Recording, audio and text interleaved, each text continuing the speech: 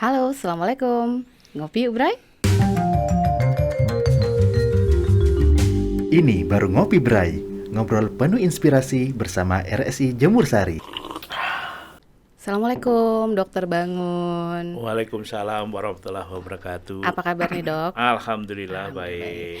Ini kita ketemu lagi untuk ngobrol-ngobrol di podcast RSI Jemur Sari gitu ya, Dok. Siap. Tapi kali ini saya pengennya ngobrol sama Dokter Bangun terkait ekspertis dokter sebagai dokter spesialis Obgyn senior. Boleh ya, Dok ya? Boleh. Itu boleh saja. Ya. Karena ini kan ya jadinya nggak jauh-jauh terkait dengan ibu hamil, dokter. Apalagi ini udah masuk ke bulan Ramadan. Nah, kira-kira dok, dari sisi medis tuh dokter bisa menjelaskan nggak kira-kira ibu hamil tuh sebenarnya boleh berpuasa atau enggak sih, dok? Karena kan kalau dari sisi Islam kan memperkenankan ibu hamil dan menyusui untuk mengganti puasa di lain waktu gitu, dok. Baik. Baik, terima kasih. Baik, Bapak Ibu sekalian, teman-teman yang melihat podcast ini. Jadi begini, ibu hamil itu ya ibu hamil sih, ya. Pertanyaannya boleh nggak? Ya boleh lah, boleh. Tetapi begini, apakah puasa berdampak pada kehamilannya, kan begitu? Iya, betul. Itu yang sering dikhawatirkan kan, dok, mempunyai dampak yang tidak baik pada kehamilannya. Jangan lupa, kekhawatiran juga berdampak tidak baik pada kehamilan. Gitu. Oh gitu, ya. Karena overthinking mungkin? Ya, sesuatu yang mengkhawatirkan, jadi apa ya, yang tidak happy, itu dampaknya pada kehamilan tidak baik. Nah, oleh sebab itu, dan saya yakin ini, karena ini dibuat oleh yang maha pencipta, maha pembuat skenario, maka skenario-nya ibu hamil adalah diizinkan untuk tidak puasa. Tidak puasa. Ya, itu izinnya khusus itu. Nggak usah pakai apa-apa. Pokoknya kalau hamil privilege tidak puasa gitu aja. Tidak puasa, boleh. Ya, boleh. Nah, sekarang yang banyak yang diperdebatkan itu justru apa mengganti, apakah bayar fidyah, itu lain cerita. Saya bukan ilmu saya itu. Bukan ilmu saya. Nah, yang penting adalah bahwa semasa kehamilan itu memang dibutuhkan nutrisi yang baik, ya. Karena begini, kita sedikit mundur sedikit. Kita jangan membahas yang puasa dulu. Yang ibu hamil normal saja, itu dia juga butuh treatment khusus selama kehamilannya. Kenapa? Karena memang selama hamil ada kebutuhan-kebutuhan khusus yang harus dipenuhi oleh ibu tersebut. Agar targetnya ada paling tidak ada 3 lah. 1, tercapai kenaikan berat badan ibu yang sesuai yang diharapkan. Ya, diharapkan tuh orang mengatakan ini, oh selama hamil mesti naik sekian kilo. Itu depends pada berat awalnya berapa. Oh, gitu, kalau dia langsing kayak Mbak Ulan misalnya gitu ya, umpama Mbak Ulan ini langsing, umpama ini. Umpama, maka dia mungkin naiknya agak banyak. Tapi kalau seorang wanita hamil yang berangkat hamil sudah dengan berat badan 80 misalnya, kenapa mesti naik 15 kilo? Enggak. Jadi kenaikan itu berbeda tiap orang gitu sangat ya, tergantung pada satu. Kedua, nutrisi dipentingkan untuk membuat pertumbuhan janinnya optimal. Jadi membuat pertumbuhan janinnya sebaik-baiknya. Itu yang kedua. Ketiga, harus menjamin ibu itu mampu menyusui sendiri bayinya. Oh ya. Nggak dititipkan sapi, nggak dititipkan siapa gitu ya. Nggak dititipkan kaleng nggak gitu dititipkan ya. kaleng gitu ya. Jadi itu 3. Oleh sebab itu di dalam kehamilan nutrisi ini penting sekali gitu ya. Nah, kami biasanya pengennya itu tidak hanya karena begini, tidak semua ibu hamil memulai hamil dari awal yang sama, titik yang sama. Itu bisa berbeda-beda. Kenapa? Karena semua ibu hamil itu dengan kondisi yang berbeda-beda. Sehingga biasanya kita harapannya adalah kita selalu kalau saya pribadi selalu memakai 3N.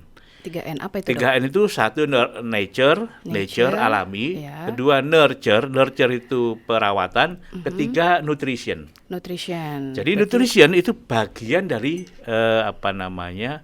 perawatan ibu selama kehamilan itu. Ya. Gitu, oke. Oke. Kemudian untuk yang itu kan yang alami nih, Dok. Ya. Ibu hamil pada umumnya memang membutuhkan kondisi khusus, butuh nutrisi yang lebih juga Iya. dari orang tidak hamil gitu. Nah, apakah ketika ibu hamil ini berpuasa ada perlakuan khusus juga gitu, Dok? Mungkin terkait nutrisinya. Nah, baik. Jadi karena 3N tadi, yang 1, 2 kita nggak usah bahas hari ini. Nanti Iya. panjang. Kita bahas Sampai nutrisi. subuh Ya, besok. sampai subuh nanti ya. Kita bahas yang N ketiga, yaitu Ya, nutrisi. nutrisi. Nah, nutrisi ini sebetulnya gampang. Kita sudah punya panduan yang paling gampang itu 4 sehat 5 sempurna. Itu paling gampang itu sudah. Oke. Paling gampang 4 sehat 5 sempurna. Kalau di negara-negara barat biasanya memakai piramida makanan. Ya, piramida makanan di mana kalau ibu hamil itu yang paling tinggi, paling kecil butuhnya itu adalah karbohidrat. Oke, Kemudian karbonya sedikit. paling karbonya nggak banyak, sedikit. Kemudian di bawahnya lemak, protein dan vitamin dan sebagainya. Pada prinsipnya ada 2 yang penting, yaitu makronutrien dan mikronutrien. Ya. Ya. Apa aja itu, Dokter? Makro itu ya karbohidrat, lemak, protein. Mikronutrien itu vitamin dan mineral. Itu semuanya sangat penting. Kalau kita bicara ini nanti panjang juga gitu. Panjang juga. Karena ini betul-betul Berapa SKS, Dok, itu panjangnya? disiplin ilmu yang sekarang ini sekarang bukan mulai berkembang sih. Berkembang demikian jauhnya. Oke. Diawali pada tahun sekitar jadi Profesor Barker ini dari Inggris Ya. itu meneliti ibu-ibu yang mengalami Perang Dunia Kedua di Belanda. Oke. Ya, Perang Dunia Kedua. Ternyata anaknya kecil. Oh. Anaknya kecil-kecil. Ya. Anaknya kecil-kecil. Ternyata karena ya itu tadi. Dan kemudian anaknya ini kemudian berisiko mengalami penyakit-penyakit yang di masa kemudiannya Iya. itu bermasalah pada kesehatannya, sehingga disebut sebagai hipotesis Barker. Barker hipotesis mengatakan bahwa dalam rahim itu adalah suatu suatu jendela peluang Ya. untuk membuat anak itu baik atau tidak Atau baik. tidak baik, Itu dalam betul. rahim. Karena kita tahu bahwa otak itu 90% pertumbuhannya di Sebutannya dalam rahim. Ya, betul. Jadi kalau misalnya kita ngejar yang 10% pun misalnya kurang, Ya. misalnya 80% di dalam rahim, ya maksimal jadi 90% gitu, 90%. maksimal. Oleh sebab itu ini penting sekali. Ya. Penting sekali. Nah, nutrisi itu juga karena dia butuh cukup banyak selama hamil, ada peningkatan memang selama hamil.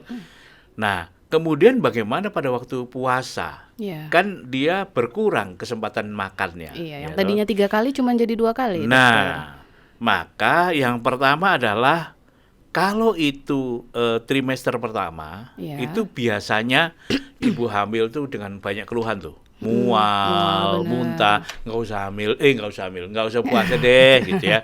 Kalau sudah mual, muntah, makan aja susah. Iya.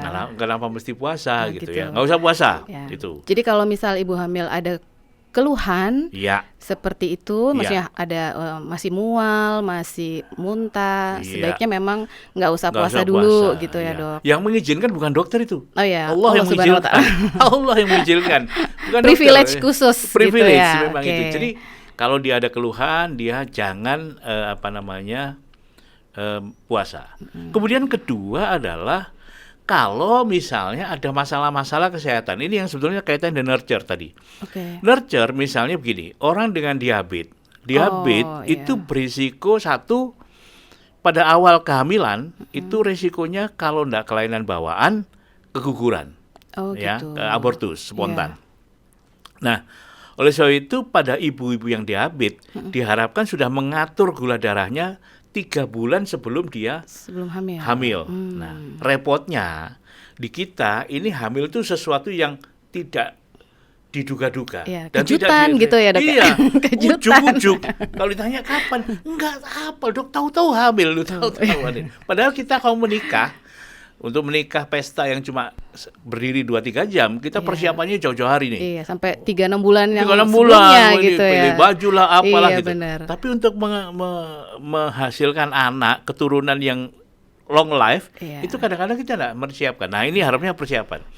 Nah, ibu hamil dengan diabetes ini, kalau dia hamil nanti, maka kalau dia tetap puasa, kalau dia hamil dan puasa dia, Iya.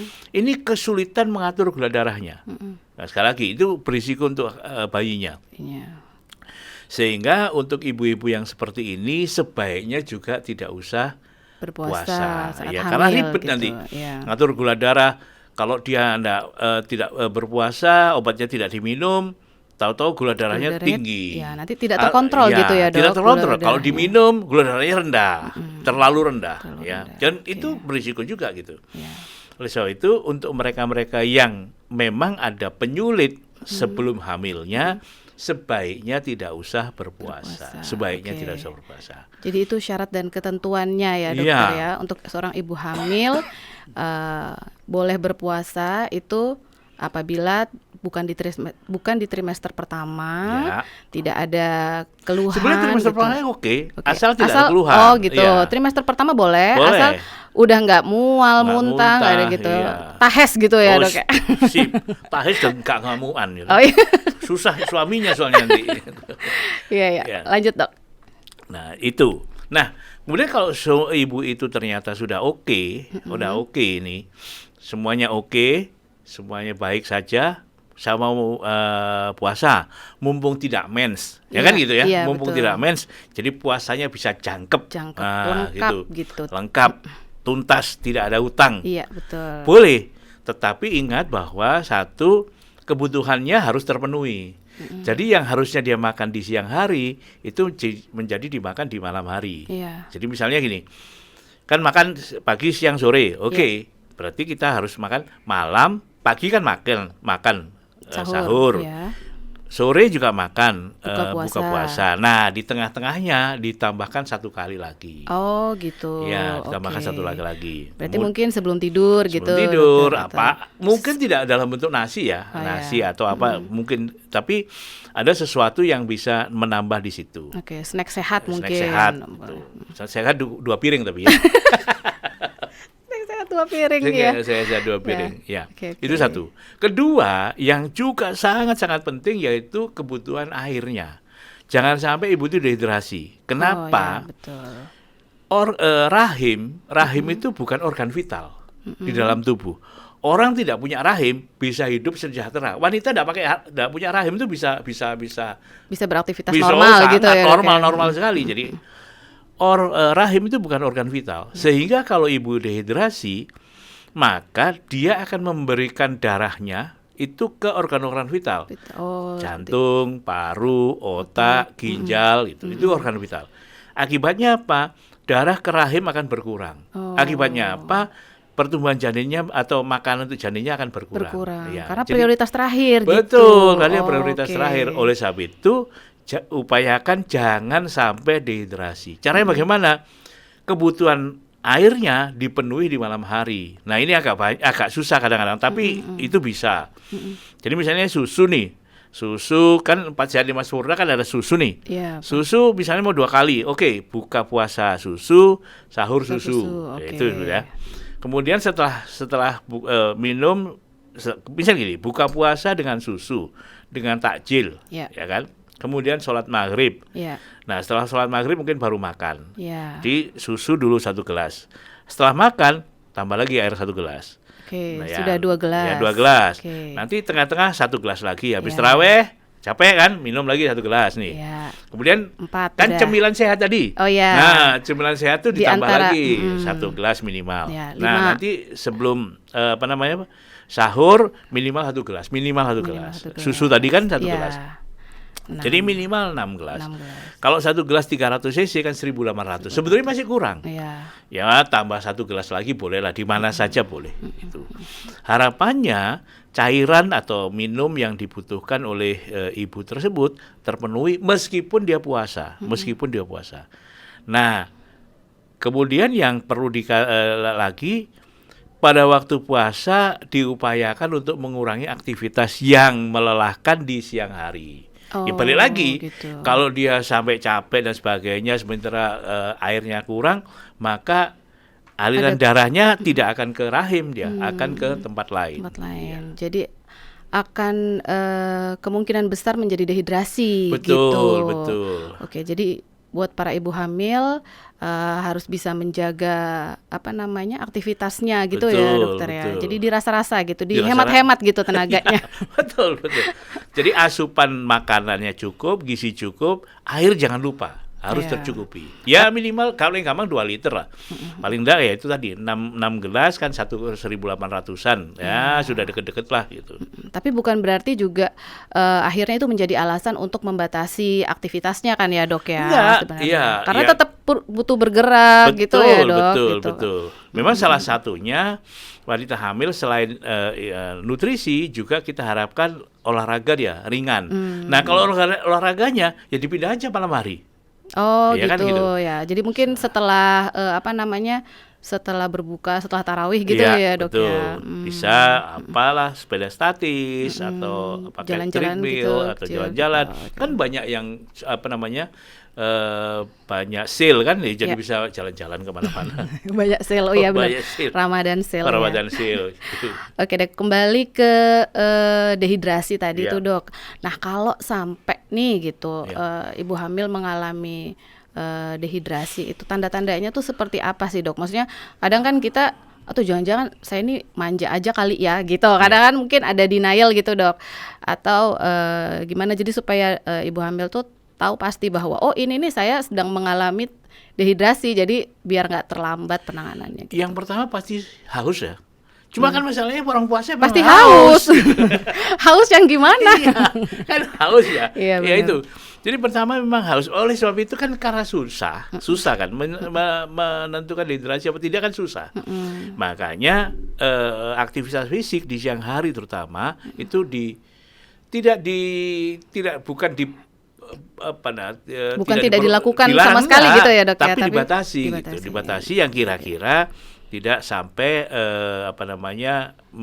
menimbulkan mengeluarkan keringat terlalu banyak. Karena ya balik lagi ya, air itu kan kalau kita dari mana saja bisa air keluarnya kencing, bisa keluar keringat kan sama. Jadi kebutuhan itu.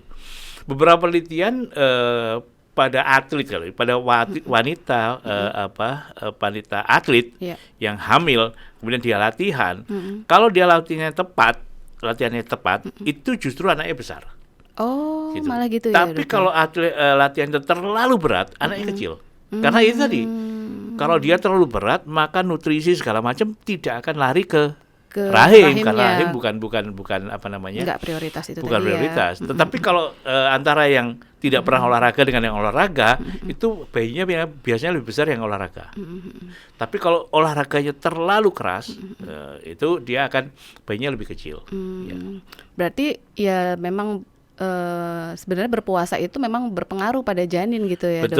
Betul. Karena kadang-kadang kita kan penasaran aja gitu, kalau kita hamil itu apa sih yang terjadi sama janin kita gitu? Apa dia juga ikut puasa ataukah dia tetap bisa menyerap nutrisi makanan dari kita atau bagaimana gitu? Insya Allah bisa. Insya Allah tetap, tetapi ya itu tadi. Ya, dia harus dijaga, ibunya harus menjaga supaya kebutuhannya yang ini bisa terpenuhi di malam hari, sehingga dia siang hari berpuasa itu dalam kondisi yang cukup memenuhi kebutuhan untuk bayinya. Gitu.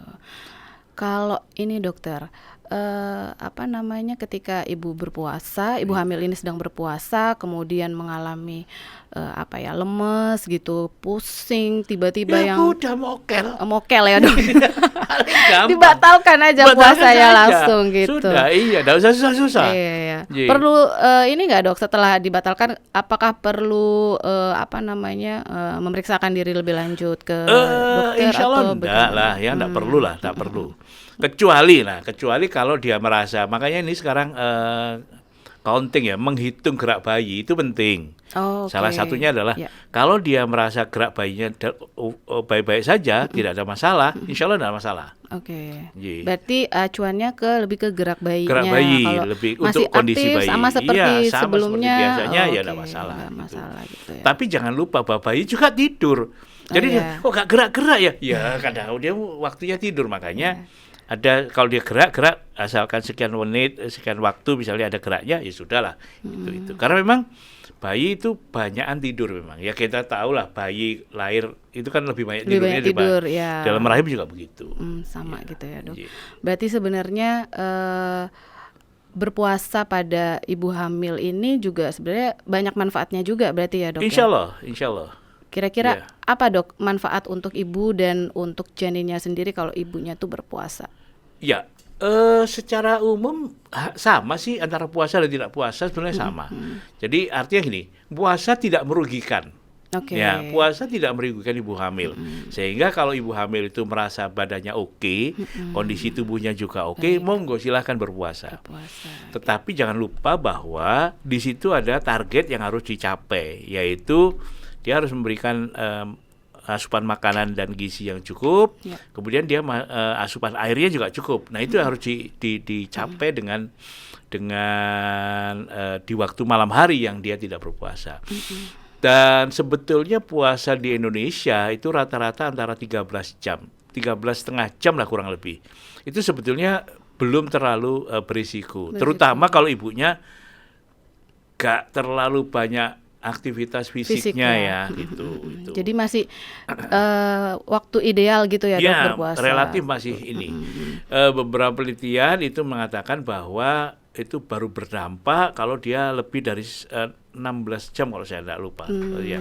Dan itu di negara-negara barat ada yang puasa sampai 17 Ya. jam. Yang siangnya 16 lebih jam, panjang siangnya itu lebih ya. panjang. Pas kebetulan siangnya lebih panjang Iya gitu. benar. Itu kadang-kadang juga ada. Nah itu memang agak berisiko. Tapi kalau di kita sebetulnya relatif tidak berisiko, asalkan ya itu tadi kita mematuhi disiplin dengan asupan gizi, asupan makanan dan asupan cairan untuk ibu hamil tersebut. hamil. Ya. Jadi sebenarnya perlu nggak sih dok kalau ibu yang lagi hamil terus pengen puasa itu mengkonsultasikan kondisinya dulu ke dokter obgynnya gitu dokter? Atau Boleh gimana? aja sih, boleh aja. Tapi secara umum, ya itu tadi, secara umum apa namanya, dalam tanda kutip tidak berisiko sih sebetulnya ya. Artinya hamil itu, puasa itu tidak terlalu berpengaruh terhadap kehamilannya. Asalkan ya itu tadi, dia menjaga asupan gizi, asupan makanan dan asupan cairannya. Ya. Oke dokter, terakhir nih dok, closing statement buat para ibu hamil di luar sana yang masih tetap ingin berpuasa di saat bulan Ramadan ini, monggo dokter. Baik, jadi pada ibu-ibu yang masih berkeinginan dan kebetulan sedang hamil dan berkeinginan untuk puasa, selama tidak ada keluhan di dalam kehamilan penjenengan, monggo silahkan saja. Insya Allah puasa tidak akan merugikan kehamilan.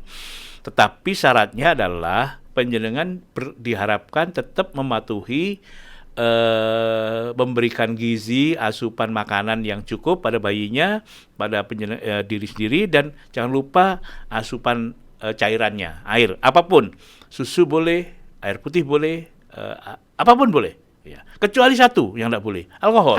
Alkohol sangat jelek untuk kehamilan. Jadi jangan pernah ibu hamil minum alkohol. Ya.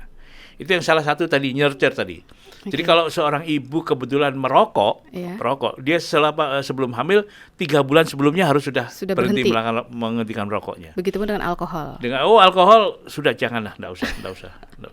Berpikir aja nggak usah. Oh ya, Iya. jangan sampai terbersit gitu Iya, ya, Dok. betul. Iya. Baik dokter, terima kasih banyak Terima atas kasih. ngobrol-ngobrol yang sangat menginspirasi kali ini. Terima kasih. Ya, terima kasih Terima dokter. kasih. Terima kasih sudah menyaksikan podcast Ngopi Bray kali ini. Wassalamualaikum warahmatullahi wabarakatuh.